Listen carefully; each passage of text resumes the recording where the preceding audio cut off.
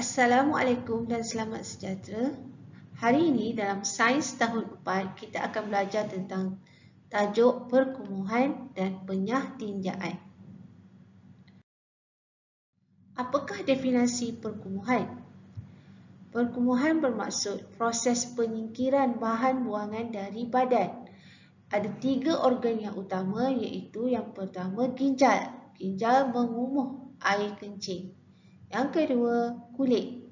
Kulit juga akan membuang air melalui peluh, peparu, mengumuh atau mengeluarkan karbon dioksida dan juga wap air. Penyah tinjaan manusia bermaksud proses menyingkirkan tinja melalui dubur. Apakah tinja? Tinja adalah sisa-sisa bahan makanan yang tidak dapat dihadam oleh badan. Apabila kita makan, makanan melalui salur esophagus ke perut untuk dicerna dan dihadam.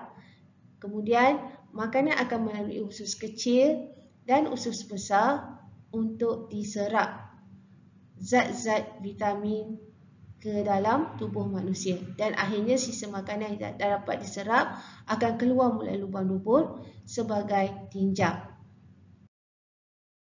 Apakah kepentingan perkumuhan dan penyah tinjaan? Supaya manusia kekal sihat, kerana bahan kumuh dan tinja yang terkumpul di dalam badan akan menjadi toksik dan beracun yang membahayakan kesihatan dan boleh menyebabkan penyakit. Apakah penyakit akibat perkumuhan? Penyakitnya ialah batu karang, kencing, berdarah, iaitu daripada ginjal.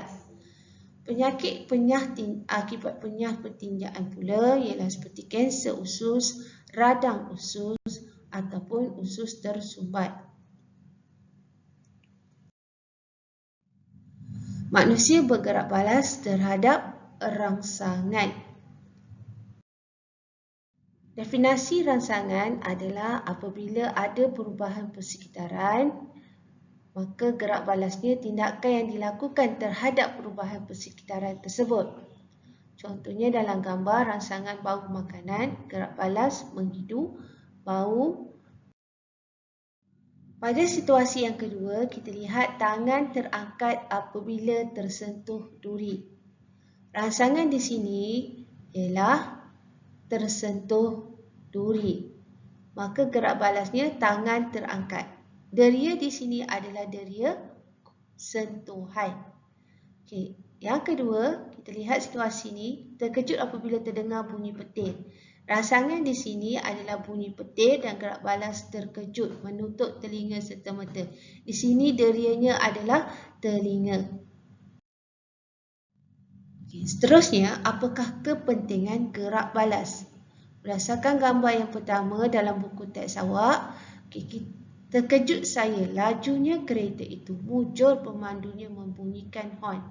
Maka murid ini terselamat daripada berlaku kemalangan.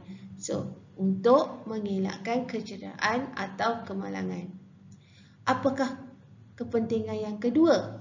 Kepentingan kedua berdasarkan gambar dalam buku teks, dari mananya datangnya bau asap ini? Lebih baik saya menyelamatkan diri dan menelefon bomba. Kepentingannya ialah untuk mengutamakan keselamatan diri dan juga orang lain. Seterusnya, situasi 3, alamak kena beri laluan kepada ambulans ini. Sudah tentu ada pesakit yang perlukan bantuan. Di sini, kepentingannya untuk mendapatkan maklumat dan komunikasi dan dapat juga bertindak dengan segera.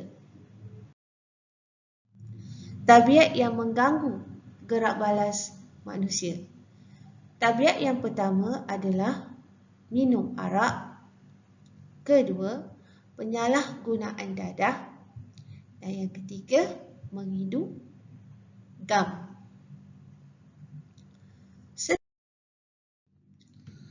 Apakah keburukan menghidu gam? Gam adalah sejenis bahan kimia yang menyebabkan kita berasa hayal dan ketagih. Gerak balas menjadi lambat kerana organ deria terganggu. Yang kedua, apakah keburukannya? kita meminum arak. Arak adalah sejenis minuman beralkohol yang menyebabkan mabuk. Dan gerak balas menjadi lambat kerana organ deria terganggu. Seterusnya, menyalahgunakan dadah. Apakah keburukannya?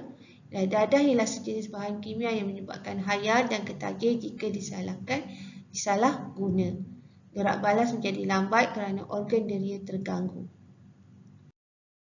Okey, itu sahaja daripada cikgu dan cikgu harap murid-murid faham tajuk penyahtinjaan dan perkumuhan. Kita jumpa di masa dan hari yang lain. Bye.